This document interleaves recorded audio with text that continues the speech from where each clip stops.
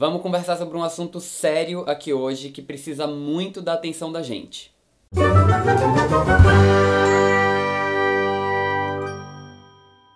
No último dia 21 de abril, pouco mais de uma semana atrás, a gente testemunhou mais um episódio da intransigência e do racismo do sistema judiciário brasileiro, quando aconteceu a segunda condenação do jovem Rafael Braga, que é uma vítima desse sistema bizarro e perverso, que vem vivendo uma trajetória de um monte de injustiças que a gente está acompanhando desde junho de 2013. Como vocês devem lembrar, junho de 2013 foi uma época em que aconteceu uma série de manifestações por todo o Brasil, e nessa época o Rafael Braga foi preso pela primeira vez por estar portando uma garrafa de pinho-sol e uma garrafa de água sanitária. Desde essa época ninguém entendeu o porquê da prisão do Rafael, uma vez que ele nem estava participando das manifestações, e o laudo técnico que saiu no processo do julgamento dele já apontava que uma garrafa de pinho-sol e uma garrafa de água sanitária não podiam fazer mal a ninguém. Ainda assim acusaram ele de ter a intenção de produzir um coquetel molotov para causar baderna no meio das manifestações, e isso justificou a primeira condenação do Rafael Braga, que por sinal foi o único condenado pelas manifestações de junho de 2013. Muitas pessoas foram presas, mas foram logo liberadas, e apenas o Rafael Braga foi condenado. E aí a essa altura eu acho que eu não preciso dizer pra vocês qual é a cor da pele dele, nem qual é a classe social de que ele veio.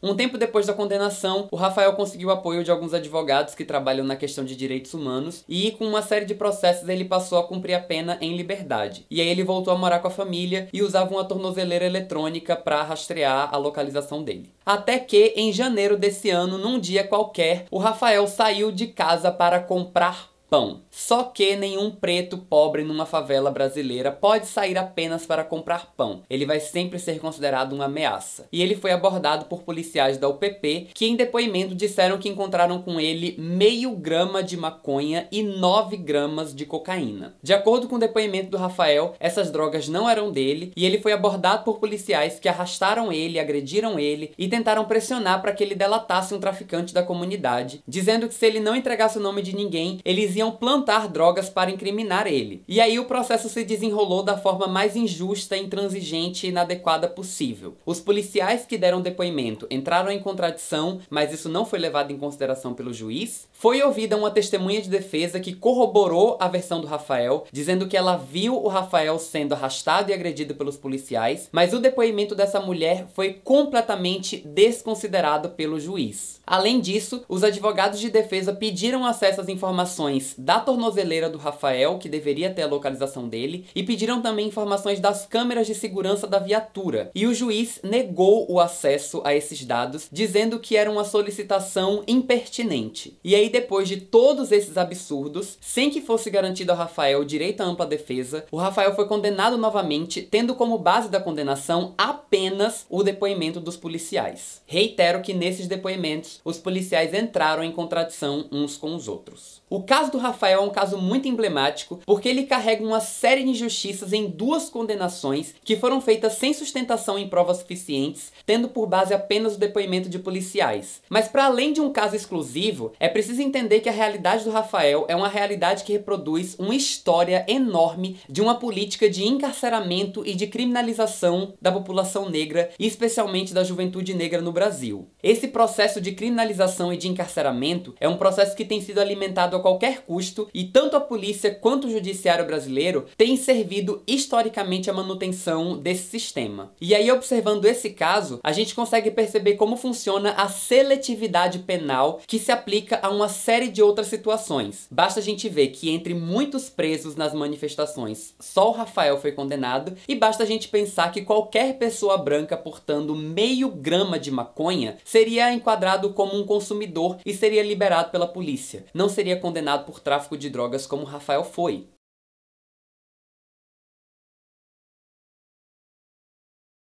É uma realidade absurda a quantidade de injustiças que aconteceu nesse caso, e tem sido ainda mais absurdo o completo silêncio de quase todo mundo a respeito disso. A história do Rafael por um tempo foi completamente esquecida, e agora com a segunda condenação tem algumas pessoas voltando a falar sobre isso, mas principalmente nos grandes meios de comunicação o silêncio sobre esse caso é quase absoluto. E a gente tem um problema muito grande aí que precisa ser enfrentado. A gente não pode fazer silêncio diante de uma realidade de absurda muita injustiça e intransigência da justiça brasileira. É muito importante que a gente se articule, que a gente coloque todos os holofotes possíveis em cima desse caso, para que a gente não deixe a injustiça contra o Rafael Braga cair no esquecimento outra vez. Eu queria muito que vocês dessem uma conferida aqui na descrição do vídeo, porque eu vou deixar alguns links com notícias, reportagens, informações que contam um pouco a história do Rafael, para vocês entenderem um pouquinho como isso aconteceu em mais detalhes. Também vou deixar aqui links de páginas de algumas campanhas que estão concentrando ações de mobilização pela liberdade do Rafael Braga. Mais do que nunca, eu queria pedir muito que você compartilhasse esse vídeo, que você compartilhasse essa história, se informe a respeito da realidade do Rafael Braga e faça essa história circular. Todo compartilhamento, toda gritaria, todo alarde que a gente puder fazer é importante e é bem-vindo, porque se a gente não se manifestar, se a gente não trouxer visibilidade, se a gente não pressionar esse caso, a gente não vai conseguir que muita coisa mude. E mais importante é que na hora de falar sobre o caso do Rafael Braga, que a gente não trate esse caso como um caso exclusivo, que a gente levante as nossas reflexões e as nossas críticas a respeito do processo de encarceramento e de criminalização da população negra no Brasil, que é uma realidade cruel e que precisa acabar com extrema urgência. A gente precisa falar sobre isso e a gente precisa romper esse ciclo